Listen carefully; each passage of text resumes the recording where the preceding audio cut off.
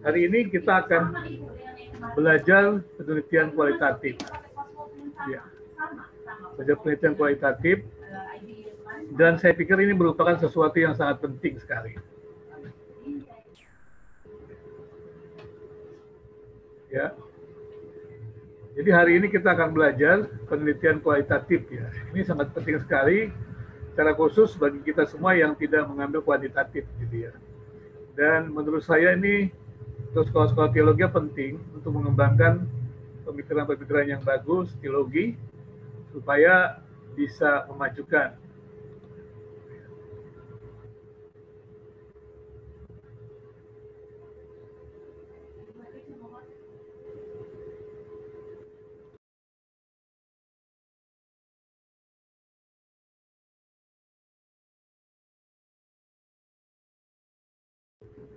Baik, maaf, ada banyak yang masuk tiba-tiba ini, ya. Ya, selamat pagi semua. Selamat pagi, Berise, ya. Selamat pagi semuanya, ya. Baik, hari ini kita mau bicara tentang apa? Penelitian kualitatif, ya. Menurut saya ini sangat penting ya untuk pendidikan tinggi teologi secara khusus, karena biasanya pendidikan teologi itulah yang akan digarap dalam penelitian-penelitian mereka. Tapi sebenarnya penelitian kualitatif ini tidak sederhana sih, karena banyak orang yang mengalami kesulitan ya. Tapi bukan berarti tidak bisa kita kerjakan, bisa kita kerjakan. Bahkan menurut saya ini sangat penting sekali. Baik, saya coba akan share screen-nya.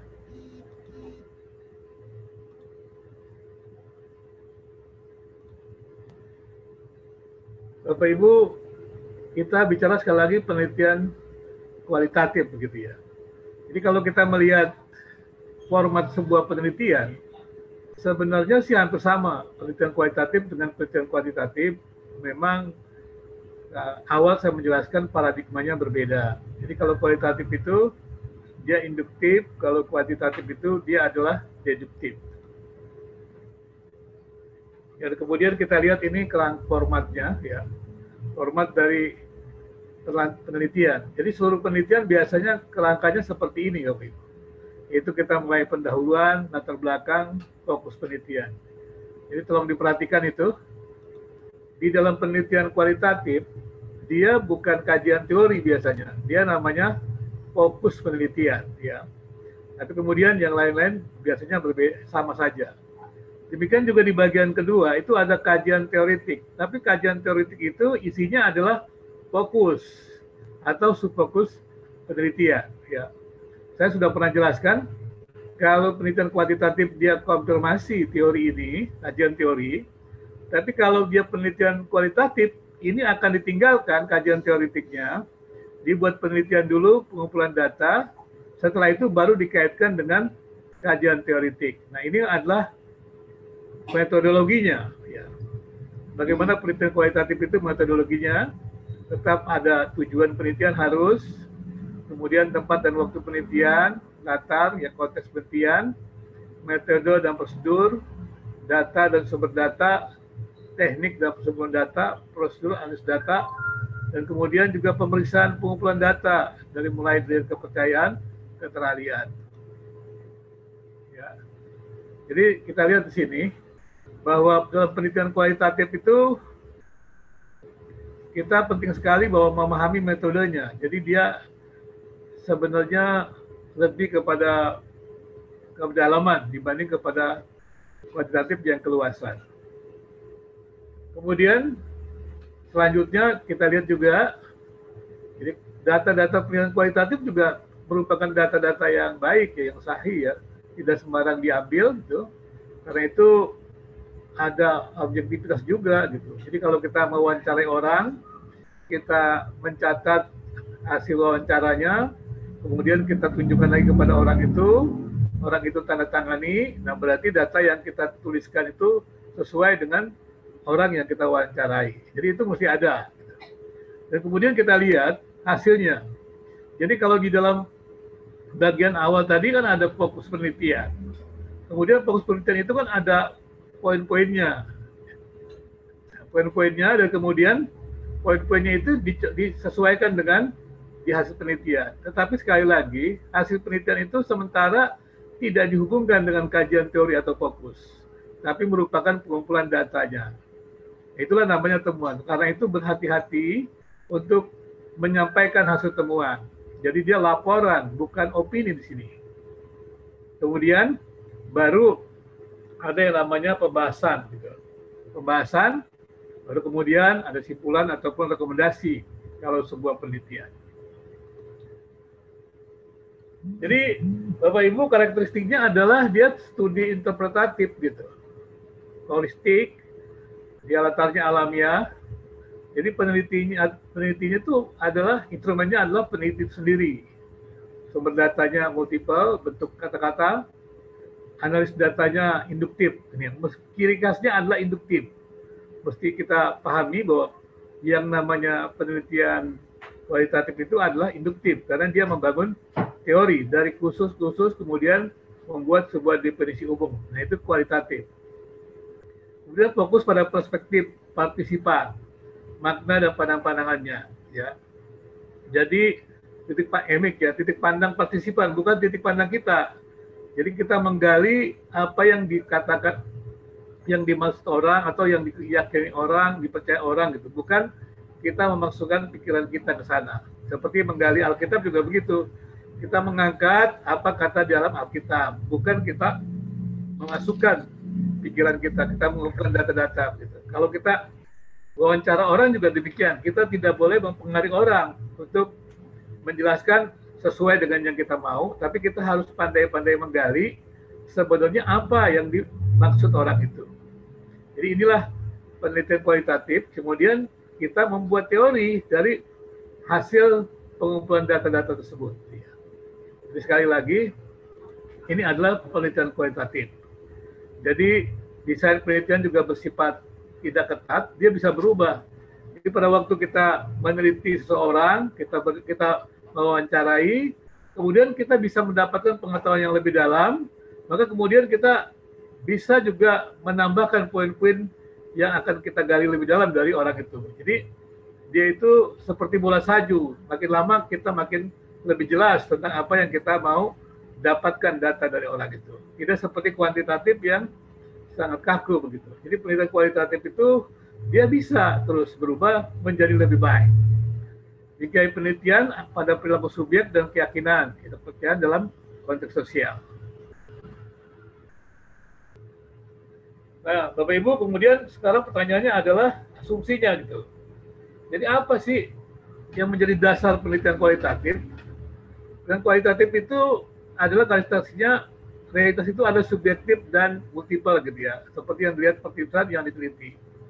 Jadi peneliti menggunakan kutipan-kutipan dan tema-tema dalam kata-kata partisipan dan bukti-bukti dari sejumlah perspektif yang berbeda. Jadi peneliti itu menggali gitu, bukan memasukkan, sekali lagi dia menggali pandangan-pandangan dari partisipan itu, kemudian dia mengaitkannya menjadikan sebuah informasi, menjadi sebuah teori gitu. Kemudian asumsi epistemologinya, peneliti berupaya mengurangi jarak dengan subjek yang diteliti, ya.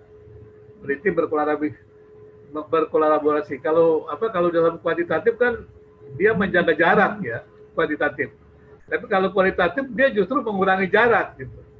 Jadi dia mau menggali lebih dalam gitu.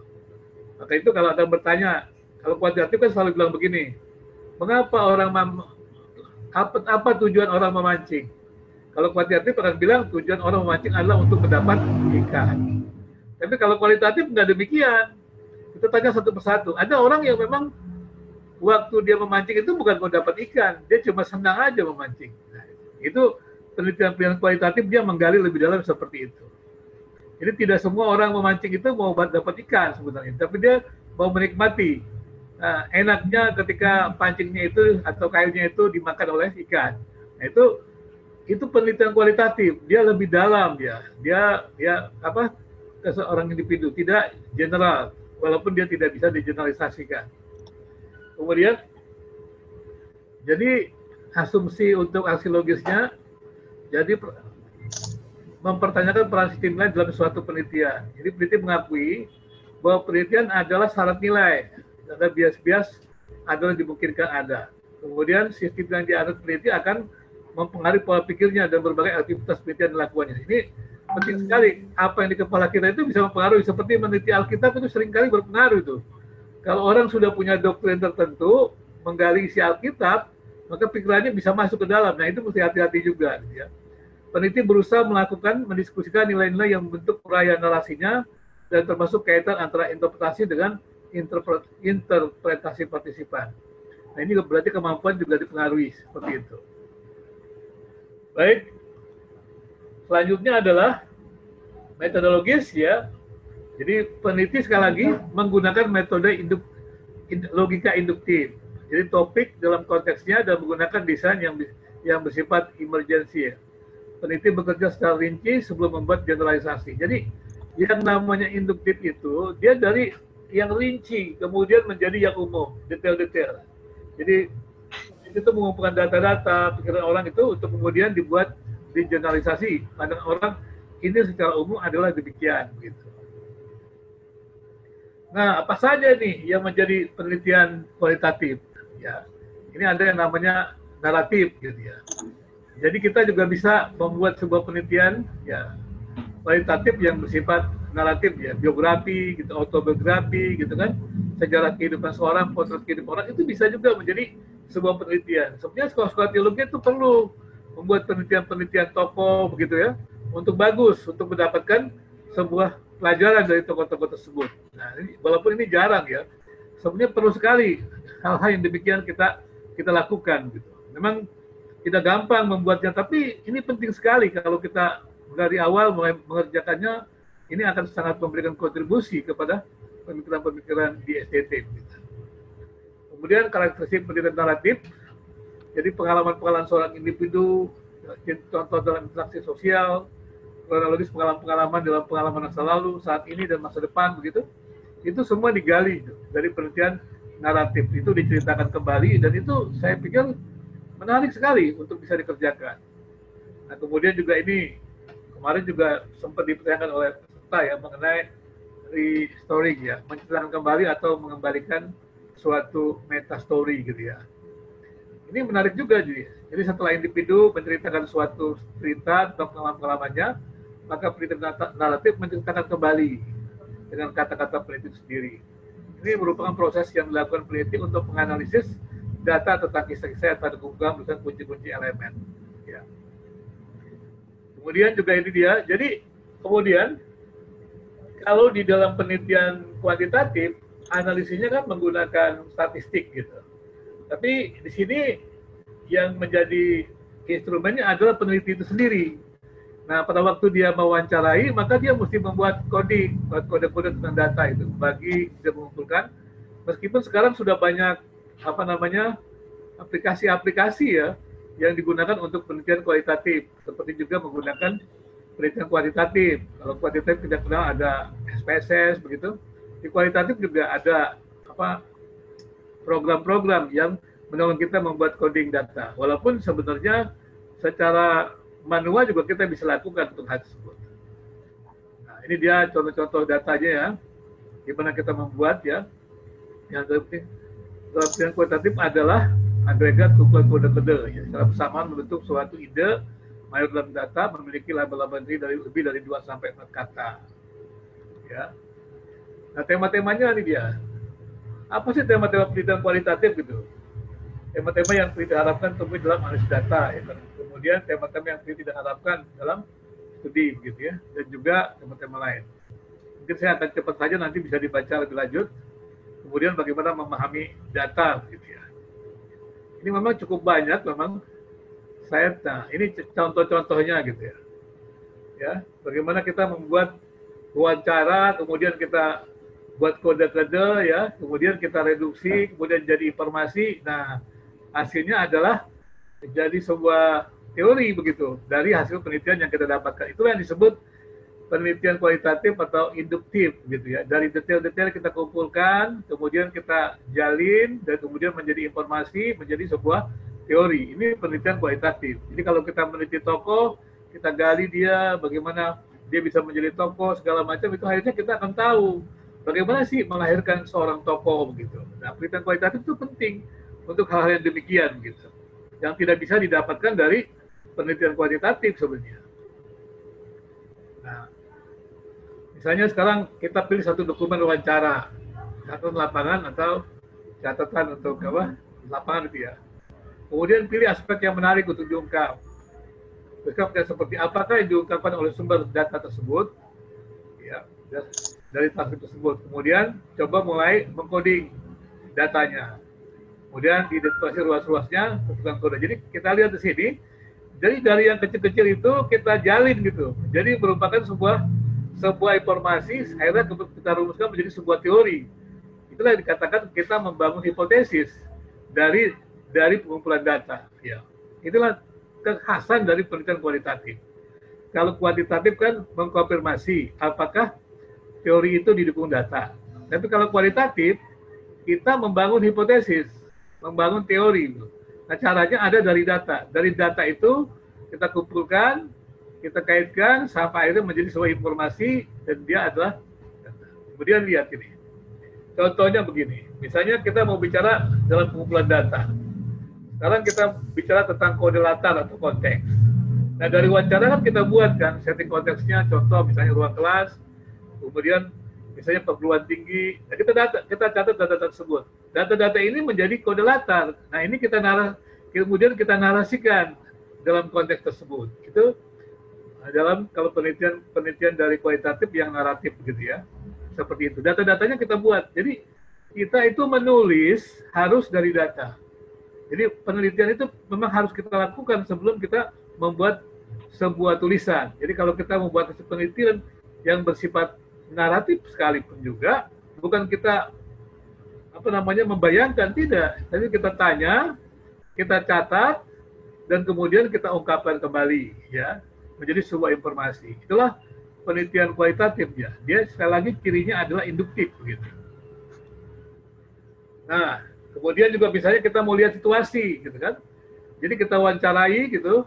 Kemudian kita sini kuantitatif ini bertujuan untuk menempatkan unit-unit data yang menceritakan kepada peneliti bagaimana seorang subjek mendefinisikan latar, setting atau topik. Jadi sebenarnya apakah sebenarnya harapan-harapan yang terjadi terhadap pekerjaannya? Bagaimana subjek mendefinisikan apa yang dia lakukan? Apakah hal itu menjadi penting bagi dia? Apakah dia memiliki orientasi tertentu, religi, politik, sosial yang mempengaruhi bagaimana berpartisipasi dalam suatu kompetensi tertentu. Kemudian, contoh, bagi saya mengajar adalah way of life. Saya tidak dapat memisahkan secara terpisah dari kedua aspek tersebut. Ini teori namanya. Nah, kemudian kalau penelitian kuantitatif menguji, benar nggak sih itu saling mempengaruhi begitu, saling berinteraksi gitu. Nah, ini kuantitatif akan menguji dengan datanya. Tapi penelitian kualitatif membangun teori, penelitian kuantitatif menguji, benar nggak itu tidak bisa dipisahkan, atau dia merupakan interaksi hubungannya begitu. Nah, seperti itu. Kalau kuantitatif kan mengujinya begitu kan, tapi kalau kualitatif dia membangun teori gitu. Kemudian kode mengenai definisi sesuatu ya. Jadi kita buat kode-kode gitu, dari latarnya ya, tentang situasi, kondisi situasinya. Apakah sebetulnya harapan-harapan terhadap pekerjaannya? Bagaimana subjek mendefinisikan apa yang dilakukan? Apakah itu menjadi penting bagi dia? Apakah dia memiliki orientasi tertentu, religi, politik, sosial? Kemudian ini sama ya, ulang. Jadi berarti dia tidak dapat menjadi gaya hidupnya gitu. Ya. Kemudian cara-cara subjek berpikir tentang orang gitu ya. Juga demikian. Kemudian ini menggambarkan pemahaman subjek satu sama lain terhadap orang luar dan objek-objek yang diciptakan mereka di lingkungannya. Guru-guru melihat bahwa anak-anak di TK masih dalam kondisi masih belum matang untuk setiap sekolah. Sebagai kode-kode boleh pandangan guru terhadap peserta didik. Jadi gitu, kita kumpulkan data-data tersebut, kemudian kita buat kode-kode dan kita kelompokkan begitu. Pandangan guru terhadap peserta didik apa? Berdasarkan data tersebut. Nanti kemudian kita menemukan itu pandangan guru berdasarkan hasil wawancara itu. Tetapi betul-betul harus terbukti gitu bahwa itu memang berdasarkan data. Gitu. Ada kode proses ya. Kemudian kode proses ada kata-kata ada proses mengkategorisasi sekuensi peristiwa-peristiwa perubahan ya pada rentang waktu tertentu atau bagian-bagian dari suatu tipe. Peneliti harus memandang seseorang, kelompok, organisasi, dan aktivitas dari waktu ke waktu dan memahami perubahan terjadi dalam situasi, paling tidak minimal 2 bagian, gitu ya. Nah, ini kode aktivitas, kode peristiwa. Jadi kita membuat kode-kode dari hasil wawancara kita, kemudian kita kumpulkan sampai akhirnya menjadi informasi yang utuh. Kalau kode-kode itu belum membawa kita kepada informasi yang utuh, maka kita harus meneliti kembali begitu, supaya kita bisa mendapatkan data yang betul-betul data jenuh gitu. Nah, ini juga ya kode strateginya, taktik, metode, hubungan-hubungan sosial. Ini kode-kode ini dibuat semuanya dari hasil wawancara kita, dari informasi yang kita dapatkan. Ya. Kalau kode naratif menggambarkan suatu struktur bicara sendiri. Jadi ketika kita mendapatkan informan, menceritakan kisah-kisahnya kepada peneliti, dia menjelaskannya berdasarkan kerangka caranya sendiri. Jika ini dalam bentuk naratif, apakah bentuk naratifnya, di mana mulai start story-nya, kisah-kisah apa saja yang diceritakan, dan apakah kesimpulannya. Jadi ini kita mulai merangkai itu supaya menjadi sebuah cerita. Ini bukan cerita khayalan, tetapi memang sebuah pengalaman yang sungguh-sungguh yang kemudian orang lain bisa belajar. Jadi pendidikan kualitatif ini sangat penting dari pengalaman-pengalaman. Bagaimana misalnya anak menjadi nakal, kita tanya itu proses-prosesnya bagaimana. Itu terjadi dan itu bisa menjadi penolong kita menghindari keluarga itu tidak sampai lalai untuk membina demikian. Kemudian metodenya ya. Sini apa yang mau kita bagian-bagian penting prosedur penelitian, permasalahan, dilema dan sejenisnya ya. Jadi setelah melaksanakan coding keseluruhan teks, nah kemudian membuat suatu daftar seluruh kode kata-kata. Kelompokkan kode-kode yang sama dan mencari kode-kode yang redundant, berlebih. Jadi tujuan tahap ini meneliti mereduksi kode yang ada pada daftar kode menjadi lebih sedikit atau jumlahnya menjadi lebih dan dapat ditangani lah, manageable ya, seperti dalam jumlah 12 sampai 30-an. Jadi pada waktu kita wawancarai, kita buat coding dan kemudian kita teliti kembali. Kalau ada yang redundant kita hapus begitu sampai akhirnya kita mendapatkan data yang memang betul-betul bisa menjadi sebuah informasi teori gitu. Kemudian jadi acuan analisis daftar kode yang sudah disebut dan teliti kembali kepada data. Lakukan uji coba daftar kode tersebut untuk melihat apakah ada kode-kode baru muncul. Jadi itu bisa dilakukan berulang-ulang wawancaranya sampai kita mendapatkan data yang bagus, yang jenuh.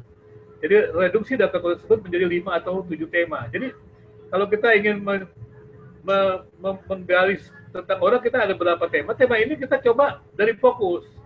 Awalnya kita punya fokus kan. Nah, kita lihat tema-tema apa dalam fokus tersebut. Nah, itu membawa kita kepada penelitian. Nah, coba dilihat lagi tema-tema ini datanya berisi apa saja. Apakah ini menjadi informasi yang utuh? Kalau kurang kita kumpulkan lagi sampai akhirnya kita mendapatkan informasi yang utuh. Dan itulah namanya temuan dari data-data yang kita lakukan. Nah, itu kita tuliskan dalam temuan data. Sesudah itu, barulah kita melakukan pembahasan. Jadi data itu dihubungkan dengan fokus. Sehingga dapat kita kesimpulan bahwa teori yang kita dapatkan itu dari pengumpulan data itu juga didukung oleh teori-teori yang lain. Nah, ini yang prosedur penelitiannya ya. Jadi menentukan dulu riset problem atau riset question-nya, menentukan satu atau lebih individu memiliki kisah-kisah story atau pengalaman hidup yang dapat ditangani kembali, pengumpulan informasi yang berkaitan dengan konteks dalam story, analisis kisah-kisah partisipan, ya, polarisasi partisipan dengan cara melibatkan mereka dalam penelitian. Ya. Nah, ini ada macam-macam ya. Saya mungkin tidak usah sebutkan semua, nanti terlalu banyak waktu. Jadi Bapak Ibu sudah bisa bayangkan ya, penelitian kualitatif itu sebetulnya menarik sekali. Banyak sekali yang kita bisa gali. Dibandingkan kita di teologi itu mengambil penelitian kuantitatif gitu ya. Menurut saya itu sangat general dan juga tidak punya kemampuan mahasiswa kita untuk mengadakan penelitian kuantitatif. Maka itu saya pernah katakan kan, sayang sekali mereka sudah capek-capek membuat hasil penelitian dan tidak berguna apa-apa. Dan saya mungkin pernah bilang kepada seorang yang saya uji, sayang sekali kamu sudah meneliti begitu banyak, ini magister loh. Kemudian setelah kamu buat ini, menurut saya ini tidak ada gunanya apa-apa. Tidak ada hubungan dengan kemampuanmu dan juga hasilnya juga buruk. Ya, walaupun dia lulus juga, gitu ya. Gimana sih nggak tahu karena itu kan prosedur kan. Nah kalau kita lihat ini penelitian seperti ini kan bagus. Di teologi masuk kan, bisa digunakan. Misalnya kalau kita mau eksegesi kan induktif kan, itu bisa dipakai. Kalau kita mau cari tokoh-tokoh gereja, kita teliti. Ini kan bagus. Kalau kita melihat kasus-kasus perpecahan, kita teliti gitu, supaya kita jangan terhindar gitu. Nah ini kan sebenarnya menarik untuk banyak sekali yang bisa digali, dikembangkan dari sebuah penelitian kualitatif menurut saya sih. Walaupun memang saat ini ya orang masih takut gitu. Apa dasarnya sebuah penelitian kualitatif itu bisa dipercaya gitu? Sekarang sudah bukan persoalan lagi, sekarang malah justru orang sudah tidak terlalu percaya juga penelitian kualitatif yang mengeneralisasi itu. Apa mungkin? Saya harus katakan begini, sehebat-hebatnya sebuah penelitian kualitatif, generalisasi itu sebenarnya relatif. Kenapa generalisasi relatif? Karena generalisasi itu kan dibangun di atas dasar yang terbatas, makanya dibuat generalisasi. Maka berarti dia tidak absolut sebenarnya. Jadi sekarang ini tidak lagi kita mengagung-agungkan salah satu penelitian. Sebaiknya kita menggunakan berbagai metode penelitian tergantung daripada subjek yang kita teliti tersebut ya. Karena kalau kita tidak menggunakan berbagai subjek yang kita teliti, nah sayang sekali gitu. Jadi ya ini saya bisa gambarkan, saya mau terangkan cukup banyak memang, tapi nanti Bapak Ibu bisa mendalami. Saya sebenarnya masih kita terus bisa belajar apa yang ingin dibuat gitu ya, buat penelitian, buat apa sih yang mau dibuat gitu. Nanti kita dalami lagi dalam grup-grup gitu ya. Karena kalau membahas seluruhnya, segala macam metode kualitatif, waduh nggak sanggup. Ada naratif, fenomenologi, studi kasus gitu kan.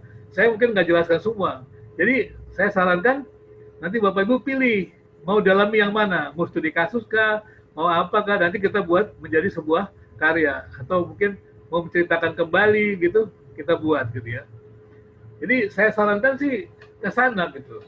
Penelitian-penelitian yang menurut saya lebih bermakna dibanding hanya ya asal kita menyelesaikan gitu. Apalagi kita sudah selesai juga bagus ini untuk menggali lebih dalam lagi ya. Ya Pak John, masuk lagi. Jadi begitu. Bapak Ibu, tadi saya sudah jelaskan bahwa penelitian kualitatif itu sebenarnya menarik, sangat menarik dan itu sangat bermakna untuk kita semuanya. Ya. Dan itu kalau kita lakukan untuk Kristen bagus sekali, gereja-gereja bagus. Tadi kan saya katakan kan, ya, itu sebenarnya kita punya kemampuan untuk melakukan itu. Ya, tapi memang butuh kesabaran dan hasilnya cukup bagus. Dan kita jarang lihat tuh buku-buku di STT menjelaskan penelitian tentang tokoh tertentu. Jarang sekali. Kita melihat tentang sejarah perkembangan gereja tertentu, gitu, denominasi tertentu. Itu jarang. Siapa yang buat itu? Saya pernah minta kepada teman-teman, ayo kita buat gitu. Supaya itu memberikan kontribusi bagi kita di Indonesia gitu. Nah, hari ini, maka itu saya bersemangat sebenarnya dengan penelitian kualitatif ini. Ini bisa kita kerjakan gitu ya. Dan Bapak Ibu yang sudah selesai juga masih bisa mengerjakannya gitu. Menarik ini, bagus. Dan itu bisa memberikan ya warisan lah, peninggalan untuk orang-orang yang kita cintai, masyarakat, supaya membuat perubahan-perubahan atau tidak melakukan kesalahan yang sama begitu. Baik, sampai di sini nanti saya berikan, tapi memang saya tidak mau menjelaskan semua karena terlalu banyak ya. Karena belajar itu 3 SKS itu untuk kualitatif gitu. Jadi dan saya ini hanya sekedar untuk memberikan dasarnya bahwa penelitian kualitatif itu singkatnya dia induktif. Jadi dari apa namanya potongan-potongan data itu kita rangkai, tapi dari data, bukan dari persepsi kita. Dari data, kemudian data itu kita rangkai menjadi sebuah informasi, dia menjadi sebuah teori begitu. Misalnya tadi kan saya katakan, kita meneliti misalnya mengenai kenakalan anak. Kenapa sih anak menjadi nakal? Kita cari kan fokusnya, apa poin-poinnya. Terus jadi tema-tema kita kan, kita kumpulkan data kan, kita masukkan di situ, kemudian kita rangkai. Dari kasus itu apa? Apakah sama, ada yang sama atau ada hal yang baru gitu. Nah biasanya selalu ada hal yang baru. Dalam konteks yang berbeda itu penelitian kualitatif seperti itu. Dia kan selalu saja dia berkembang begitu. Jadi menurut saya ini menarik untuk kita semuanya. Ya. Silakan Bapak Ibu yang ingin menggali lebih dalam, nanti saya berikan juga apa namanya? Saya berikan bahannya. Ada yang ingin bertanya? kita belajar kerangka pikirnya dulu saja. Nanti kalau detailnya sih waktu Bapak Ibu mau meneliti, itu bisa kita perdalam. Halo Pak, boleh saya tanya Pak Yohanes Pak? Boleh Pak, silakan Pak. Ya, pertanyaan saya, metode penelitian kualitatif itu bisa dikatakan tidak bisa standar ya Pak ya? Karena objek penelitiannya itu bisa berubah. Begitu ya Pak ya? Tidak bisa eksak itu objek penelitiannya Pak. Terima kasih Bapak. Ya. Sebenarnya sih kalau menurut saya sih di dunia ini nggak ada yang bisa absolut ya. Walaupun sekalipun yang eksakta itu kan dengan iman aja. Karena kita tidak menguasai data. Bagaimana kita mengatakan itu pasti gitu ya? Dengan data tidak kita kuasai seluruhnya. Karena itu sekarang ini orang lebih mengarah kepada kualitatif. Kenapa? Karena mereka akui juga yang sempurna itu nggak ada. Jadi kita sedang berkembang begitu. Jadi pengetahuan kita tentang data tuh untuk kita teliti dia berkembang. Menurut saya itu lebih baik. Bahkan kalau kuantitatif dipaksa. Kalau Bapak Ibu pernah tahu, itu ada uji normalitas ya. Itu kan ada syaratnya kan. Itu mengerikan itu. Maaf ini, saya bongkar saja kepada Bapak Ibu ya. Orang-orang penelitian kuantitatif, kalau dia mau buat sebuah analisis, itu kan datanya mesti normal. Tapi persoalannya adalah mereka tidak mengerti bagaimana mendapatkan data normal yang sesungguhnya. Contohnya begini, kalau saya ingin mengukur tinggi badan seorang guru, kira-kira menurut Bapak Ibu datanya normal atau tidak? Pasti tidak normal, tapi banyak penelitian dinormalkan gitu kan, untuk bisa dianalisis secara statistik kan gitu kan, dinormalkan. Padahal kalau kita tahu penelitian kan gini aja, kalau saya mengukur tinggi badan seorang penunggang kuda, kira-kira normal nggak? Itu pasti normal. Kenapa? Karena tinggi badan seseorang penunggang kuda itu dipengaruhi pekerjaannya sebagai penunggang kuda gitu. Nah itu pasti akan normal. Nah, seperti ini terjadi juga ya. Tapi kalau dikatakan oleh Pak Yoris, apakah dia standar sih tetap ada. Cuman dia tidak sekaku sebuah penelitian kuantitatif gitu. Walaupun sekarang orang sudah mempertanyakan apa betul yang dikatakan eksak itu benar-benar sebuah yang eksak itu. Tapi biasanya juga dia nggak bisa kan dia membuat sebuah generalisasi, misalnya eksperimen. Eksperimen kan dikatakan pasti karena ada perlakuan kan, tapi kan perlakuannya juga terbatas. Dia tetap walaupun itu dikatakan ya penemuan yang pasti, menurut saya juga itu sebuah generalisasi. Ya. Karena populasi tidak terjangkau. Kemudian ada sampel kan, sampel kan mengatakan mewakili populasi. Apa sih dasarnya sebuah sampel itu mewakili populasi? Ya, biasanya memang disempurnakan melalui uji statistik. Tapi realitasnya tidak demikian. Realitasnya tidak demikian. Saya pernah katakan, pernah ada peneliti tentang pemilu di TV kan. Wah ini kita buat sampel mewakili populasi. Sampel kita mewakili populasi seperti pada waktu kita menaruh garam di sop gitu. Dan semuanya terasa asin yang sama. Itu mah dia nggak bisa membedakan antara statistik dan yang namanya kenyataan. Nggak bisa itu. Tapi sebenarnya tidak bisa sampai di situ. Nah ini pernah kita bahas bersama-sama ya. Artinya saya setuju kata Pak Yohanes, memang yang pasti itu tidak di kualitatif itu terlalu terbuka. Tapi itulah yang sebenarnya menurut saya juga real, yang terbuka. Ya di kuantitatif biasanya dipaksakan harus begitu karena kalau dia tidak ada generalisasi, ya dia tidak bisa dinilai. Misalnya begini, contohnya, apakah agama itu merupakan sumber konflik? Ya kan?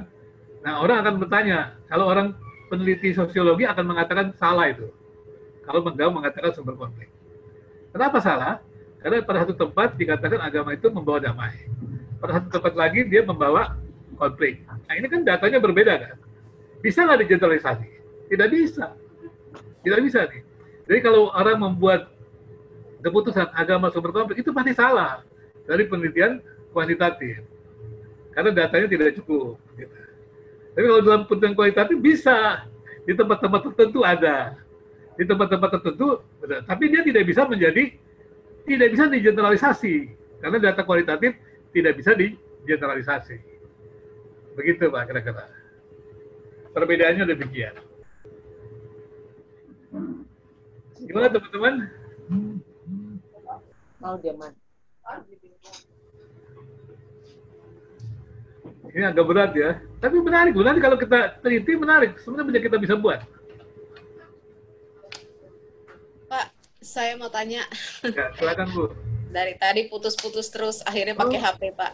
Ya, Begini, ya. Pak, tadi memang saya buka juga tentang coding, Pak.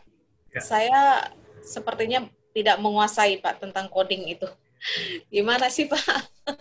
Ini Bu, kan pada waktu kita buat penilaian kualitatif kan induktif. Berarti kan biasanya kita menggunakan wawancara atau Ya. dokumen kan, dokumen dan wawancara, segala macam sumber informa, ya kan?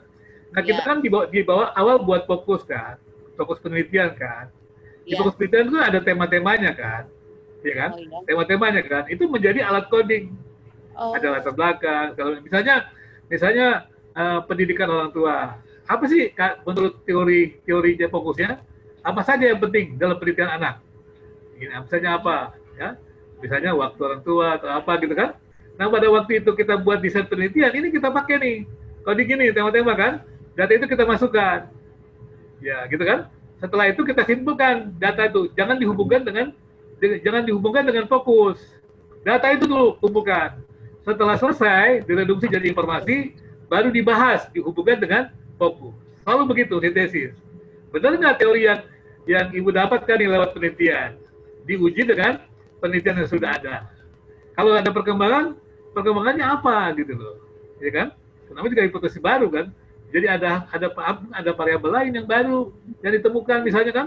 Misalnya kalau zaman dulu kan internet nggak ada. Sekarang ada internet. Berarti dia menjadi variabel baru yang mempengaruhi kehidupan anak kan? Nah itu seperti itu.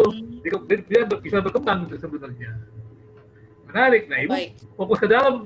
Tadinya mau pendidikan semuanya sekarang berubah. Jadi misalnya tadi kan kepada pengaruh internet kepada anak. Kayak bisa begitu. Menarik kan? Sebetulnya kan? Iya. Oke ya. Iya. Iya, makasih Pak. Baik. Jadi kita bisa buat nggak perlu pakai aplikasi, ya. Saya mau jalan pakai waktu saya belajar, memang saya lebih banyak manual sih ya. Tapi kalau Bapak Ibu biasa punya aplikasi komputer ya, itu ada yang membuat coding-coding itu ya, untuk kemudian bisa menjadi itu. Sudah ada, aplikasi ada semua semuanya kan dari manual. Kuantitatif juga tadinya juga kan manual kan. Tapi karena datanya banyak, kita tidak bisa manual kan. Tadi awalnya pakai apa namanya kalkulator kan. Kemudian ada komputer, kemudian ada program SPSS, kemudian ada program Etius gitu kan. Nah demikian juga di kualitatif. Tapi saya lebih kepada itu, lebih kepada manual gitu. Silakan. Ini menarik untuk saya sih, menarik. Penelitian kualitatif itu menarik sekali untuk bisa dibagi. Ya, silakan Bu Elsa. Ya, mau tanya sedikit Pak, masih nyambung dari Ibu Lena tadi tentang coding. Kan itu kita memberi kode-kode kepada data-data yang sudah kita kumpulkan kan? Ya. Nah, kode itu kita yang tentukan atau sudah ada memang penentuan secara standar untuk istilah ini, dan seterusnya. Tadi kan saya bilang, waktu belum membuat penelitian kan ada fokus penelitian kan? Ada kajian teori kan? Di kajian teori itu ada tema-temanya. Jadi pada waktu itu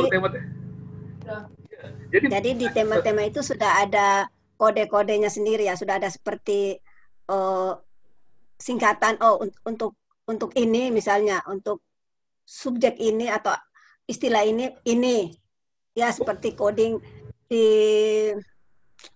program-program itu, maksud saya seperti itu. Bukan maksudnya begini, itu kan program lagi. Maksudnya dalam arti kata begini, pada waktu kita buat coding, acuannya apa kan? Kan ada teorinya dulu. Kan sebelum kita buat penelitian kan ada desain penelitian kan. Jadi apa saja yang kita meneliti, ya kan? Nah itu menjadi coding besarnya. Tapi bisa lagi coding kecilnya lagi. Nanti kemudian dia menjadi mengerucut kan. Jadi sebuah konsep gitu. Mungkin saya tunjukkan aja kali ya. Contohnya kali ya. Iya, silakan. Ya Pak.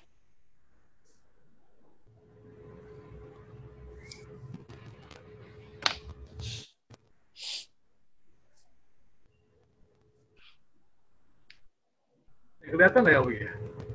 Belum, Pak. Waduh, nggak kelihatan sekali. Nah, ini, baik kelihatan kan? Sudah. Ya, jadi seperti begitu. Jadi skemanya kan. Akhirnya dia jadi konsep nih, jadi klaster semuanya. Baru pengertian. Jadi kumpulkan data-datanya seperti itu. Ya nanti bisa kalau jelas saya warnai. Jadi seperti itu ke depannya.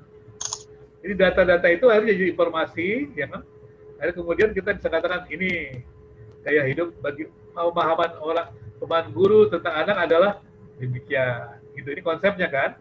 Gitu. Tapi dihasilkan dari data-data ini, wawancara-wawancara ini. Kira-kira begitu. Ya. Ya, terima kasih Pak Binsar. Ya. Kan? Menurut saya sih pendidikan kualitatif menarik gitu kalau saya sih begitu ya. Karena ada banyak, apalagi zaman sekarang lagi populer sebenarnya. Dulu kan nggak populer, dianggap pendidikan kualitatif itu nggak punya metode yang jelas katanya gitu. Tapi saya pikir kalau soal itu sih semua juga begitu terbatas gitu. Cuma memang tidak mudah karena kesabaran juga menuntut. Jadi kita kan sama-sama dengan dengan orang yang kita teliti. Jadi kita tuh tidak menjaga jarak. Kalau kuantitatif kan dia menjaga jarak kan, jadi objektif gitu kan. Tapi kalau kualitatif dia nggak menjaga jarak sebenarnya. Meskipun dia harus tahu juga membedakan mana pandangan orang yang kita wawancari dengan pandangan kita, mesti dibedakan juga. Kan?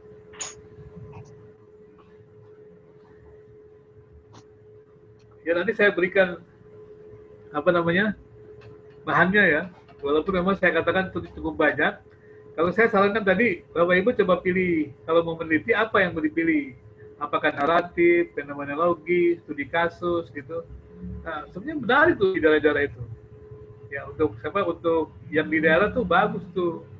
Fenomenologi, studi kasus tuh bagus. Itu bisa kita pelajari dibanding hanya sebuah penelitian kuantitatif gitu ya. Bukan tidak boleh, kuantitatif boleh saja. Tapi kan kalau kita tidak kuat di statistik, ya nggak banyak berguna kan begitu.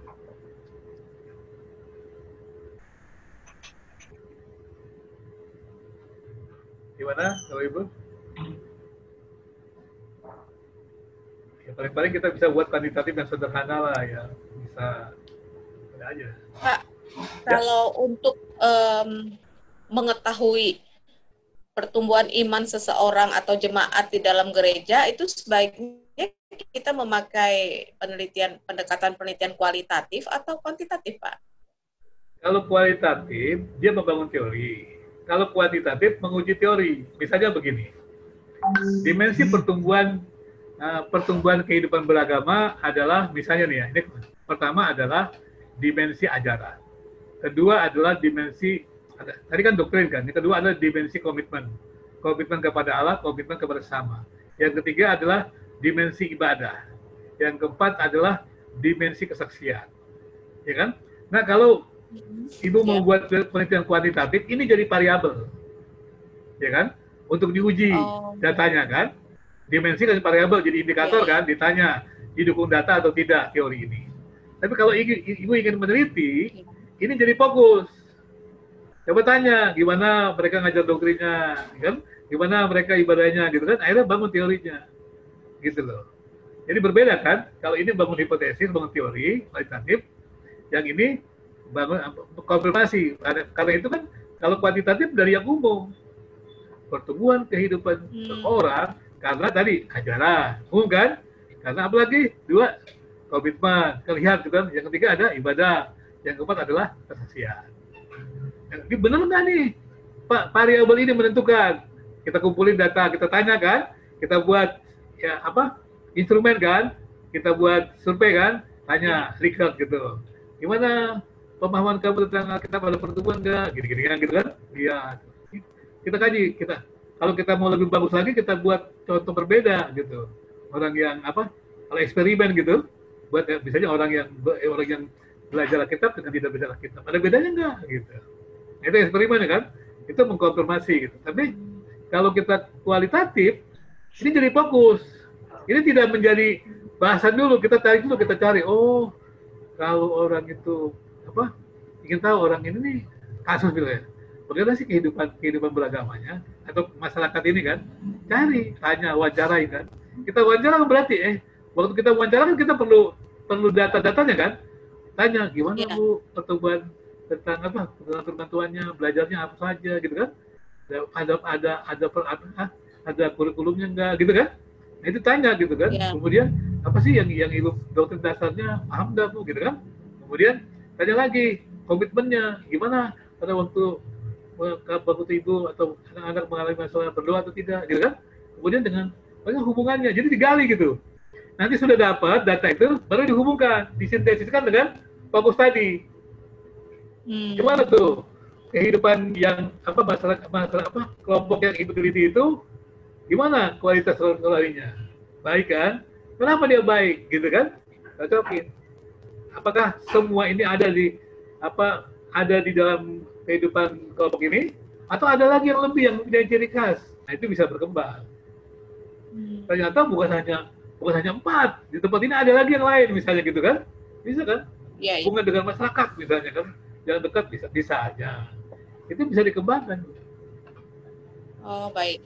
Berarti dimensi yang tadi Bapak katakan itu fleksibel ya Pak ya, bisa kita teliti lewat penelitian kuantitatif dan atau penelitian kualitatif ya Pak ya. Kalau kuantitatif, Ibu menguji apakah dimensi itu benar. Ya. Tapi kalau penelitian kualitatif, dia jadi fokus Bu. Ibu membuat desain penelitian berdasarkan fokus ini. Ya kan, tapi jangan dicampurkan. Jangan Ibu tanya, misalnya begini, menurut saya harusnya ada pengajaran, nggak boleh begitu. Untuk bisa berkembang pengajaran nggak boleh. Harus tanya betul-betul. Jadi jangan dimasukkan pikiran Ibu di fokus ini, lepaskan dulu. Dibebaskan. Tanya datanya, setelah dapat data baru disintesiskan gitu. Sesuai nggak gitu. Oke. Makasih ya Pak. Baik, ya. Gimana? Menarik kau? Kalau saya sih ulang menarik gini. Kita nih miskin di penelitian kualitatif. Coba bayangkan, tokoh-tokoh ini, gereja segala macam, jarang loh diangkat. Kebanyakan yang itu tuh wartawan. Maaf ya. Kadang-kadang perlengkapan risetnya kurang memadai. Ya kan? Maaf loh, saya punya teman yang memang khusus menulis biografi. Tapi pertanyaannya adalah dia ngerti nggak riset ini? Makanya kadang-kadang dia mau buat apa-apa mesti lewat saya dulu. Strukturnya lewat saya, baru dia buat itu misalnya. Contohnya. Karena kan mesti ada, apa aja yang dibutuhkan gitu kan. Kadang-kadang kalau orang tidak mengerti riset ini tentang biografi, dia tulis aja. Kalau lihat baca-baca buku geografi kan kadang-kadang nggak ada patokannya. Kan? Harusnya mesti ada dong kita temukan. Dari setiap orang itu apa. Jadi kita kembangkan. Dari beberapa buku biografi yang kita dapatkan, apa saja sih poin-poin penting untuk menghadirkan sebuah kader yang bagus. Misalnya begitu kan. Nah itu kan kita jarang baca. Pokoknya kan mengandalkan dari kuantitatif gitu ya. Nah, teman-teman ini kalau ada yang mau bagus nih. Pak John mungkin tertarik juga. Misalnya masalah respon kan. Respon tentang kebijakan di masyarakat di Papua gitu kan. Bagus itu tanya langsung. Itu bisa gitu. Langsung saja. Misalnya kebijakan ini dikeluarkan, bagaimana respon masyarakat? Boleh. Ya kan? Itu kualitatif itu. Itu lebih bermakna itu. Nanti dikatakan, berarti dijelaskan. Berarti ini mereka masyarakat belum paham, belum mengerti segala macam dan tidak tahu manfaatnya. Berarti sosialisasinya perlu ditingkatkan. Ya kan? Kepada pemerintah. Jadi ada rekomendasi supaya kebijakan ini bisa dilaksanakan dengan baik, maka harus ada sosialisasi lebih lama. Misalnya. Contoh-contohnya dengan kualitatif. Ini enak sekali sebenarnya.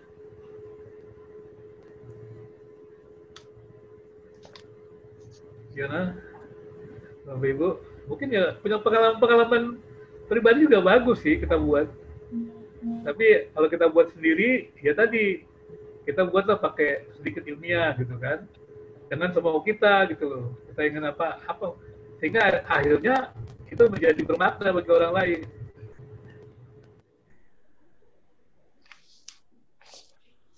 Membuat sejarah hidupnya bagus juga itu.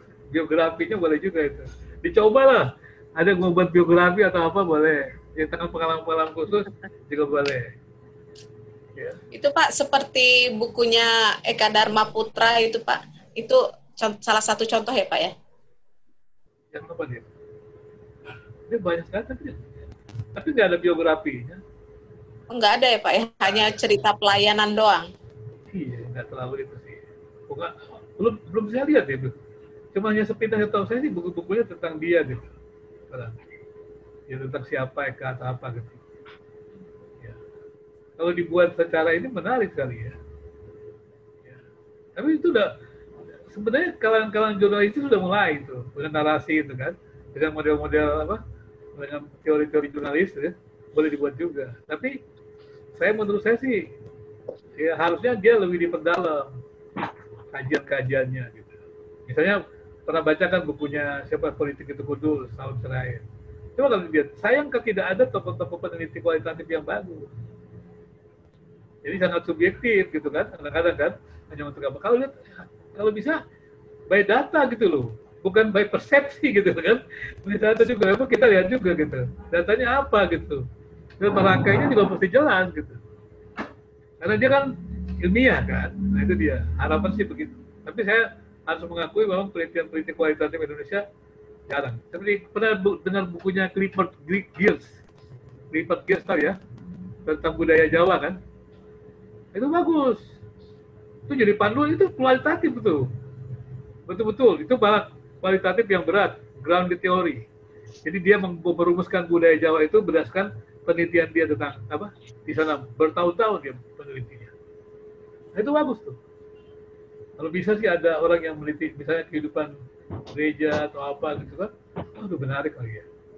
Saya jadi pelajaran. Kenapa nih di gereja di Indonesia tuh berantem terus? Misalnya kan, kenapa tuh gitu? Misalnya kan ya kan, tokoh-tokohnya perang terus. Ini ada apa sebenarnya gitu? Kalau di YouTube kan perang terus kan, alat ritualnya perang terus. Kenapa terjadi begitu? Apa ada unsur politiknya? Diteliti lah gitu misalnya. Tapi itu mesti hati-hati juga ya. Nanti apa jangan sampai juga subjektif bisa jadi ramai nanti. Bukan mencari kesalahan. Maksudnya kita ingin menunjukkan sebenarnya kita bagaimana sih kita bisa hidup bersama dengan baik, gitu kan? Itu. Gimana, Bapak Ibu? Tertarik dengan kualitatif? Ya.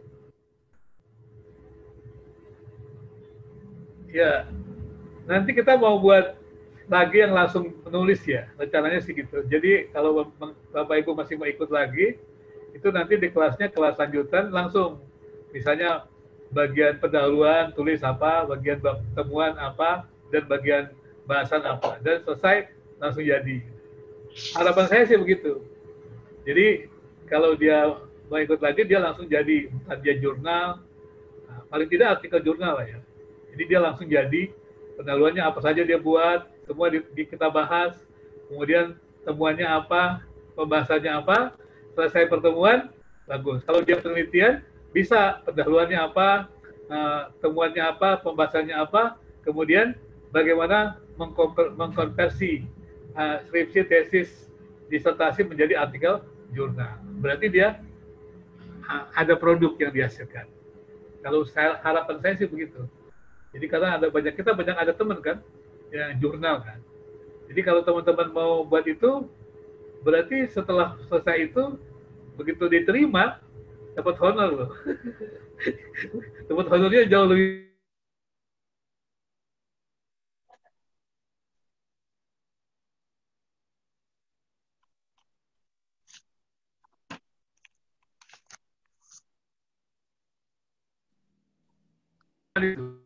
ada produknya. Kemarin satu STT juga mereka minta mengarahi mengenai jurnalnya yang sudah tutup, dibangkitkan kembali gimana. Jadi semacam ada kegairahan baru, gitu. Semangat begitu ya. Jadi harapan kami dengan adanya ini adalah ada gairah untuk menulis lagi. Jadi bukan hanya sekedar kumpul-kumpul gitu loh, kumpul-kumpul, webinar gitu. Gak ada produk yang memang menyedihkan itu. Karena saya pernah tahun lalu saya melatih 90 orang dosen yang berhasil menulis jurnal yang dalam pantauan saya 1. Menyedihkan ya. Ya saya berharap sih jangan di grup ini jangan sampai, kalau bisa sih ada lah ya. Ada 5 atau 10 orang gitu. Dulu saya pernah buat pelatihan menulis buku di BPK Gunung Mulia. Dari 30 orang itu pun hanya 1 udah sampai 3 itu yang berhasil. Bukan nggak bisa, karena mereka tidak mau memberikan waktunya. Karena diedit bisa. Kan saya sekarang lagi sedang menjadi penelah buku Puskurbuk kan. Oh itu juga. Jadi saya merancang dari mulai menelaah dari mulai kerangkanya, rancangannya, kemudian nanti diisinya. Jadi kalau Bapak Ibu sebenarnya mau buat, harusnya sih bisa gitu. Harapan saya gitu ya. Bu Lena juga nih buat, harusnya bisa jurnal gitu. Jadi jangan putus asa. Yang penting itu buat aja. Nanti saya sudah melatih beberapa orang menjadi penulis. Dari nggak bisa menulis loh, jadi penulis sudah pernah. Ada beberapa orang yang sampai, wah, koran-koran buat buku itu. Itu saya latih dari nggak bisa menulis. Ya. Ada lagi yang saya latih juga, satu lagi sekarang ambil doktor di UI juga. Itu saya latih juga. Dari awal ya. Jadi saya punya harapan sih, ada di antara kita yang melahirkan buku lah, artikel jurnal. Jadi kalau sampai 23 orang yang sempat hadir ini, nggak ada satupun yang menghasilkan, waduh, sayang sekali ya. Gimana Bapak Ibu, kita sudah lewat 10 menit, jadi sesuai dari mulainya terlambat tadi 10 menit ke Bapak Ibu, kita juga. Terima kasih Pak.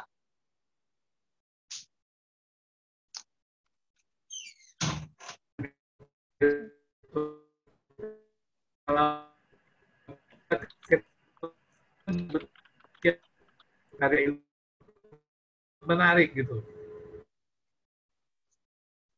Kalau jurnalisme sastrawi gitu, itu naratif. Jadi kita bisa buat, dan kita juga sebenarnya bisa buat itu. Harapan saya begitu. Baik, kita berdoa untuk acara ini ya, dan saya tunggu juga untuk Bapak Ibu punya karya-karyanya. Pak John yang sedang tulis. Ya. Baik, kita minta untuk Bu Helisa mungkin berdoa. Baik. Mari kita berdoa. Bapa di sorga, kami bersyukur kami boleh diperlengkapi lagi oleh hamba-Mu Pak Binsar. Biarlah kami Tuhan boleh mencerna ini dengan baik dan tujuan untuk menghasilkan sesuatu yang untuk keluasan kerajaan-Mu kiranya boleh kami lakukan. Bapa berkati setiap kami, berkati hamba-Mu yang menjadi memperlengkapi kami. Terima kasih Tuhan. Di dalam nama Tuhan Yesus kami berdoa. Amin.